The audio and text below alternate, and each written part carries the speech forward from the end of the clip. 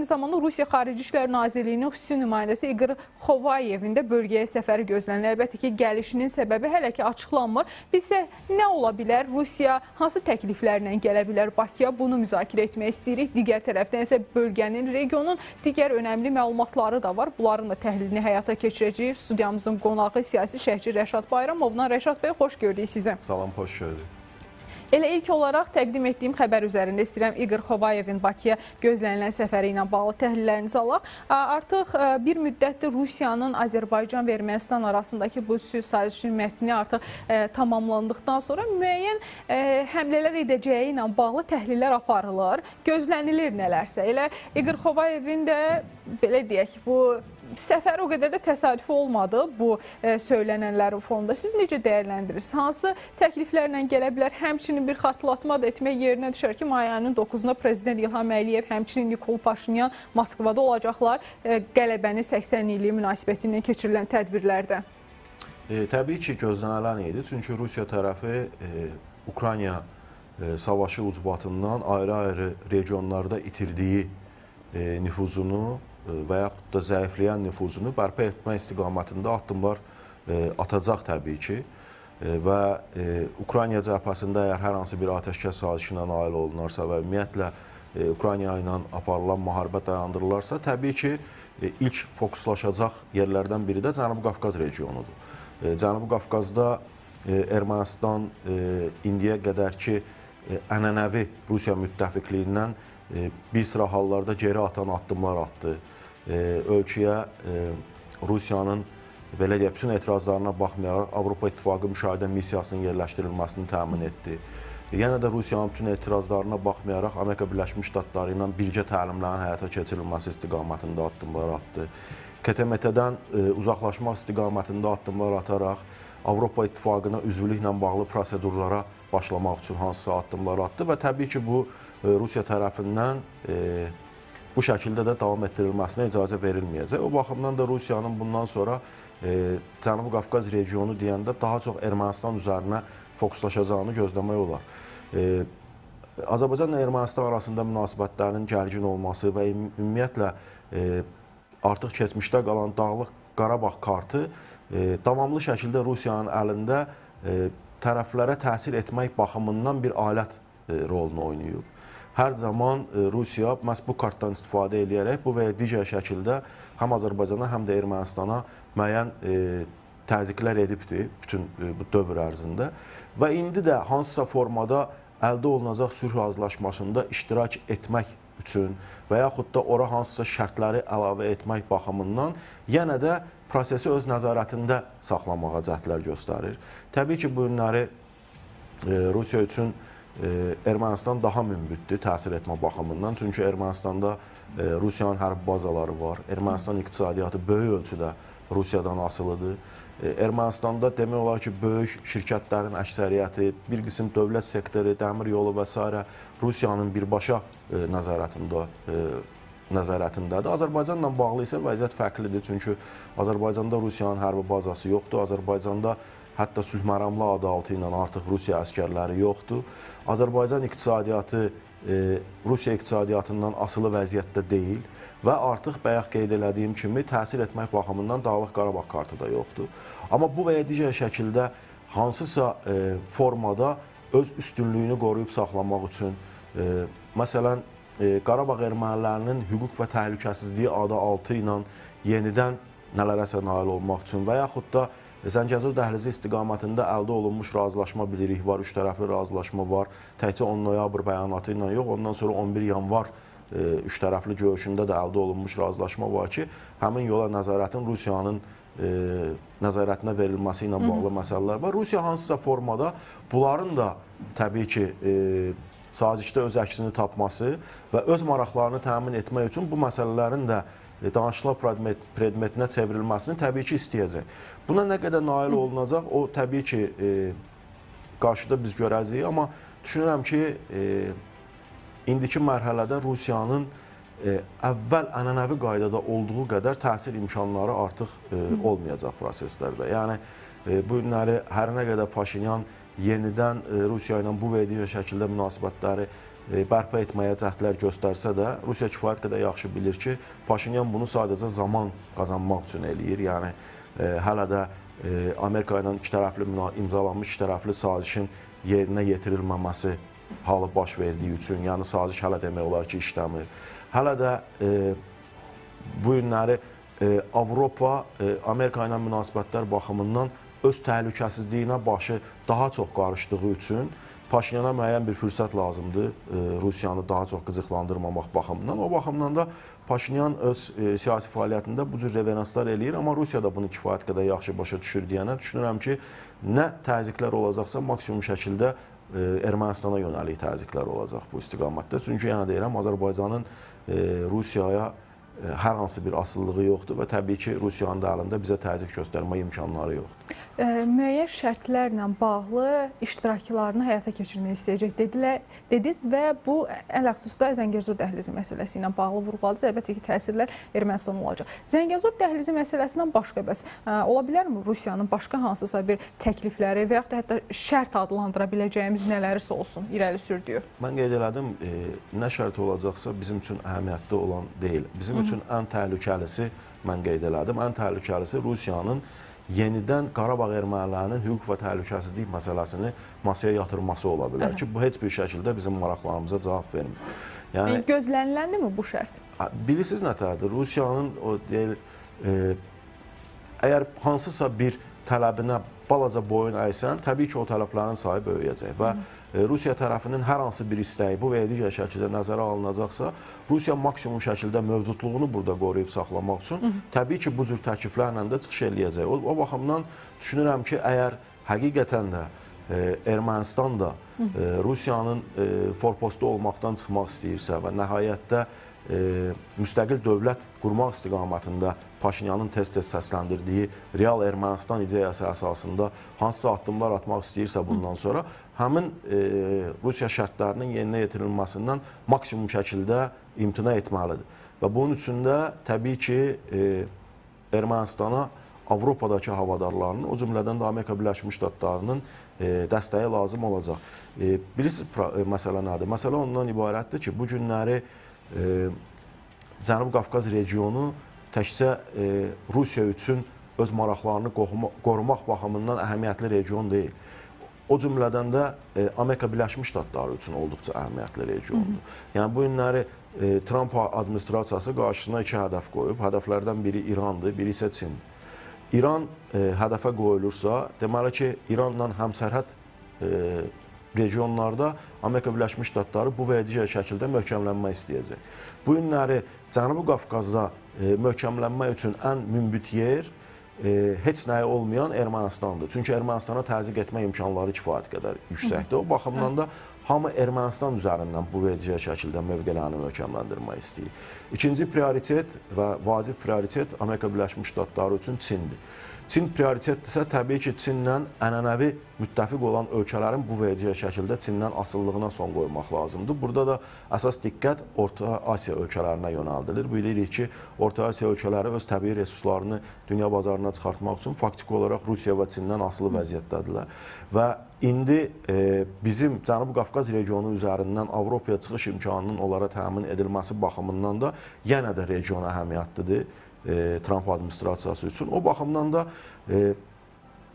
Trump administrasiyasının Cənubi Qafqaz maraqlarını Rusiya çox asanlıqla güzəştə edəcəyini düşünmürəm mən. Təbii ki, bu məsələdə hansısa bir qarşıdurma ola bilər və yaxud da Ukrayna üzərindən hansısa bazarlıq ola bilər və yaxud da Suriya üzərindən hansısa bazarlıq ola bilər. Amma bu regionda Amerika Birləşmiş Ştatları da öz maraqlarını mütləq şəkildə təmin etmək istəyəcək. O baxımdan Rusiya da tələsir, Amerika Birləşmiş Ştatları da tələsir. Hamısı hansısa formada burada baş verənlərdə iştirak etmək istəyirlər. ABŞ artıq 2 dəfə, 3 dəfə müxtəlif səviyyəli şəxslər tərəfindən sülh sazişinin tez bir zamanda imzalanması ilə bağlı çağırışlar etdiyinə şahidlik etmişik.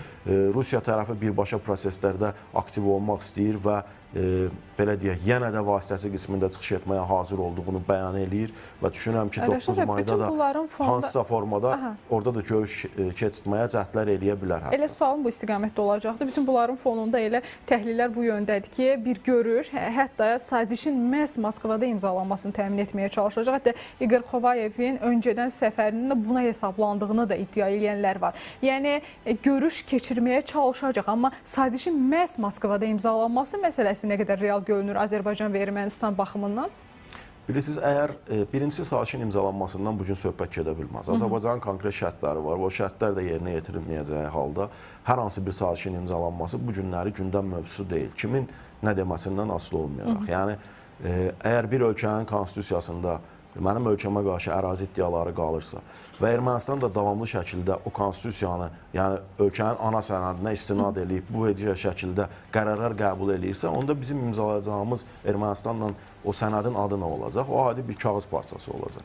O baxımdan indi sənədin imzalanmasından hər hansı bir söhbət getmir. Amma Ermənistan nə vaxtsa Azərbaycan şərtlərini yerinə yetirəcəksə ki, Paşinyan deyir 2026-da ola bilər bu, 2027-də ola bilər bu. Ondan sonra saziş imzalanacaqsa, bizim şərtlər yerinə yetiriləndən sonra sülh sazişinin mətnində bizim maraqlarımızın əleyhinə, ziddinə hər hansı bir müddəa olmayandan sonra Ermənistan da bu sənədi imzalamaq istəyirsə, onun harada imzalanmasının bizim üçün elə bir əhəmiyyəti yoxdur. İstəyirlər lap Ermənistanda da gedib imzalanmaq olar həmin sənədi. Yəni bu sənəd əgər mənim ölkəmin ərazi bütövlüyünü təmin edirsə, Ermənistan üzərinə müəyyən öhdəlikləri qoyursa, bu sənəd Azərbaycanın şərtləri daxilində imzalanacaqsa sülh sazişi, onun harada imzalanmasının elə böyük bir əhəmiyyəti yoxdur. Bunun üçün sərhəd, Azərbaycan-Ermənistan sərhəddi də seçilə bilər. Haradakı delimitasiya komissiyasının çox rahat şəkildə biz iclaslarına şahidlik edirik. Maraqlı ölkələrin nümayəndələrinin dəvəti ilə də həmin saziş imzalana bilər və yaxud da hər hansı bir ölkədə seçilə bilər. Əhəmiyyətli olan o imzalanacaq sazişdə Azərbaycanın bütün şərtlərinin təmin olunmasıdır. O olacaqsa, yenə qeyd edirəm, bunlar da imzalanmasının elə bir əhəmiyyəti yoxdur. Amma bu günləri xüsusi olaraq qeyd eləmək lazım ki, bu günləri hələ ki sülh sazişinin imzalanmasından söhbət gedə bilməz.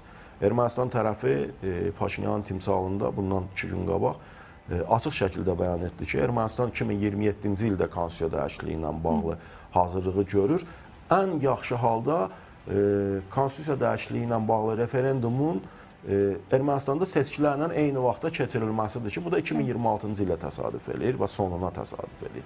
Yəni, bu günləri, o baxımdan da bu günləri həmin dövrü gözləmək lazımdır. Hətta mən 9 may ilə bağlı da, belə deyək, nikbin deyiləm. Çünki söhbət Ermənistandan gedir. Sabahları Ermənistana öz səlahiyyəti öz əlində olmayan adamdır Paşinyan. Sabahları bu verici şəkildə təzyiq olunacaqsa ona ki, ümumiyyətlə həmin o tədbirdə iştirak etməsin, yenə də Covid xəstəliyi tutacaq, yenə də bir bəhanə olacaq, yenə də atdan yıxılacaq, nəsə olacaq. Axırı ki, həmin tədbirə getməkdən də imtina eləyəcək. Yəni, biz indiyə qədər Paşinyanın timsalında dəfələrlə belə şeylərə şahidlik etmişik. O baxımdan indidən hələ o həmin səfərin baş tutacağı, görüşün olacağını da tam qəti şəkildə demək mümkün deyil. Və həmin o Paşinyan Azərbaycan və Türkiyə arasında müəyyən nifaq toxumları da səpmək istəyir. Belə bir siyasəti də var, maraqlıdır. Kimlərin diktəsinin həyata keçirildiyi ilə bağlı təhlilinizi də almaq istəyirəm. Bir də Marqara keçid məntəqəsinin açılması, yəni 10 günlük bir müddətdə və humanitar yüklər üçün, yəni humanitar məqsədlə keçid açıldı. Amma Ermənistan bundan öncə də bənzər arada, yəni Türkiyə ilə Ermənistan arasında müəyyən dialoq getdiyi dönəmləri daha fərqli formada təqdim eləmişdi ki, bunu da fərqli formada təqdim etdi. Sanki Azərbaycanın irəli sürdüyü tələblər Türkiyə tərəfindən qəbul edilmədən birbaşa münasibətlər artıq normallaşdı, keçid məntəqəsi açıldı kimi bir xəbər, yəni belə bir don geyindirildi.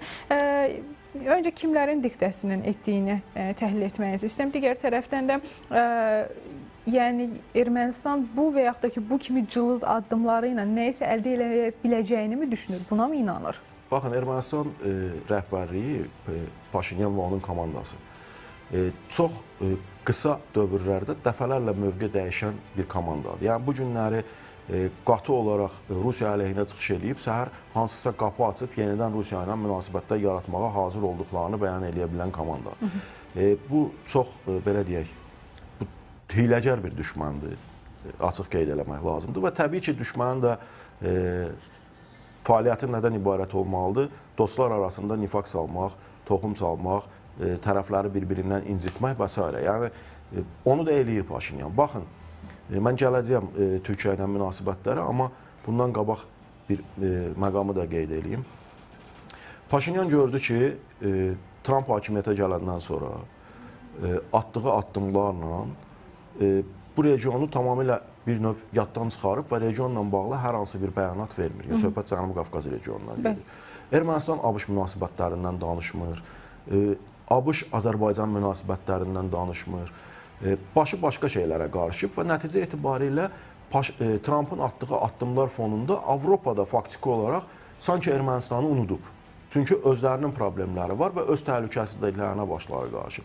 O zaman Paşinyan nə elədi? O zaman Paşinyan birinci atəşkəsi pozmaqla faktiki olaraq unudulmuş diqqətləri yenidən özünə cəmləməyə çalışdı və belə bir fon yaratdı ki, bu sülh sazişi ilə bağlı tez addımlar atılmasa, tez bir şəkildə bu sülh sazişinin imzalanması təmin olunmasa, bu burada böyük hərbi yenidən qarşıdurmaya çevrilə bilər. İkinci bir tərəfdən Putinlə telefon zəngi, Rusiya ilə Ermənistan arasında bu və ya digər şəkildə diyaloqun başlaması ilə də faktiki olaraq yenə də neynədi? Öz havadarlarına mesaj verdi ki, məni unutmayın.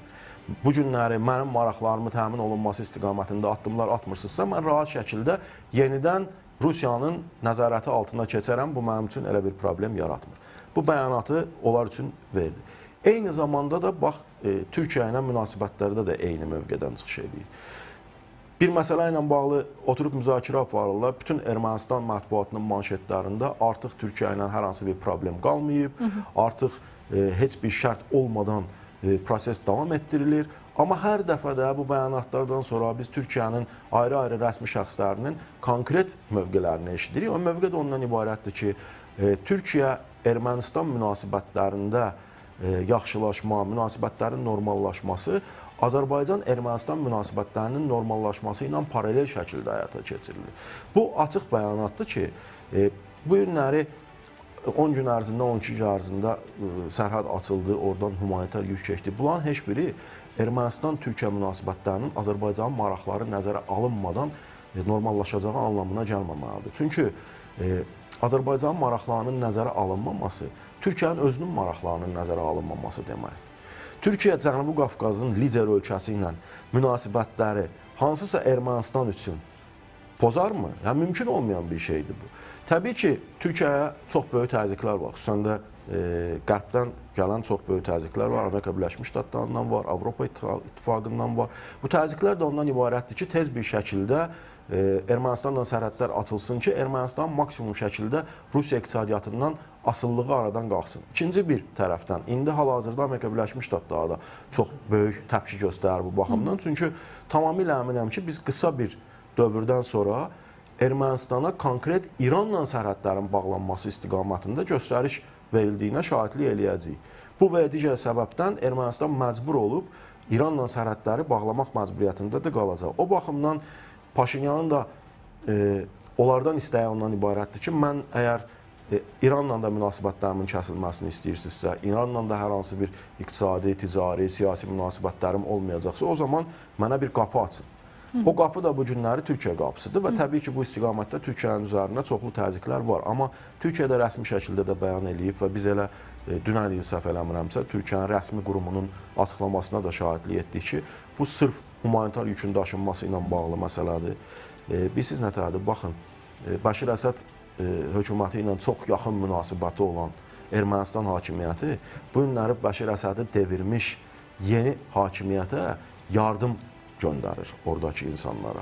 Yəni, bu günləri və bu yardımın da qabağını Türkiyə almaqla ki, yox, bunu sən buradan keçirənmərsən, Türkiyə üzərinə yeni bir kampaniya oynanılacaqdır ki, humanitar yardımın aparılıb çatdırılmasına da imkan vermək istəmir. O baxımdan Türkiyə çox rahat şəkildə sırf humanitar məqsədlərə xidmət edən bir jest eləyibdir və ayın 31-i də səhv eləmirəmsə, həmin müddət bitir, yəni o maşınların Suriyadan geri qayıtması müddəti də bitir və ondan sonra sərhədlər yenə bağlanacaq. Bu məsələdə kiminsə Ermənistan olmur, kim olur olsun, Azərbaycanla Türkiyə arasına bir nifaq toxumu səpməsi mümkün deyil. Yəni, olduqca dar düşüncənin bir məhsulu idi, qısa bir zamana hesablanmış bir şey idi. Ən azından hansısa formada bir, belə deyək, narazılıqlar olsun tərəflər arasında. Təbii ki, buna da nail olması mümkün deyil Ermənistan.